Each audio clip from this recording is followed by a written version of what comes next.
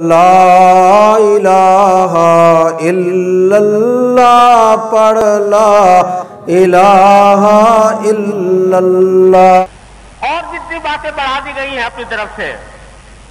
وہ سب بے اصل ہیں، اور انہی میں سے ایک بات یہ ہے کہ حضرت حسین رضی اللہ تعالیٰ عنہ کی جو شہادت عاشورہ میں ہوئی،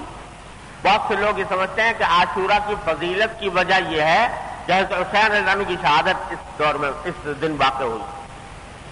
حالانکہ واقعہ اس کے برعکس ہے۔ عاشورہ کی فضیلت چلی آ رہی تھی پہلے سے، لیکن حضرت حسین رضی اللہ عنہ کی فضیلت یہ ہے کہ ان کو اللہ تعالیٰ نے شہادت کا مقام اس دن میں عطا فرمایا۔ تو یہ اللہ تبارک و تعالیٰ نے ان کے ساتھ اکرام کا یہ معاملہ فرمایا کہ شہادت کا مرتبہ اور عاشورہ کے دن۔ البتہ حضرت حسین رضی اللہ عنہ کے نام پر جو اور بے شمار خرافات ہمارے معاشرے میں رائج ہو گئی ہیں والعیاذ باللہ، ان کا نہ دین میں کوئی وجود ہے نہ شریعت میں اس کے کوئی اثر ہے۔ یہ ماتم، یہ سینہ کوبی، یہ سوگ، ان سے صراحتاً رسول کریم صلی اللہ علیہ وسلم نے منع فرمایا۔ جو لوگ کرتے ہیں وہ جانیں، ان کا مذہب جانیں، ان کے مذہب نے ان کو اس بات کی اجازت دے رکھی ہے،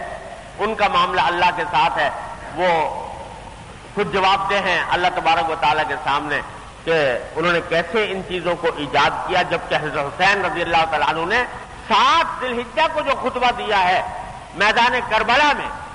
اس خطبے میں صراحتاً فرمایا تھا کہ میرے بعد گریبان چاک نہ کرنا، مجھ پر ماتم نہ کرنا، میرا شوق نہ منانا۔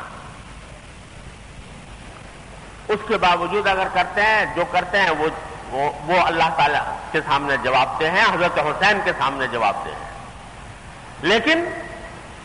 جو لوگ اہل سنت ہیں، اہل سنت والجماعت میں داخل ہیں، ان کو ان مجلسوں میں شرکت کرنا، ان جلوسوں میں شرکت کرنا اور ان علاقوں میں جانا کہ جہاں اس قسم کی باتیں جو خلاف شریعتیں ہو رہی ہیں، یہ کسی طرح جائز نہیں۔ مسلمانوں کو اس سے پرہیز کر کے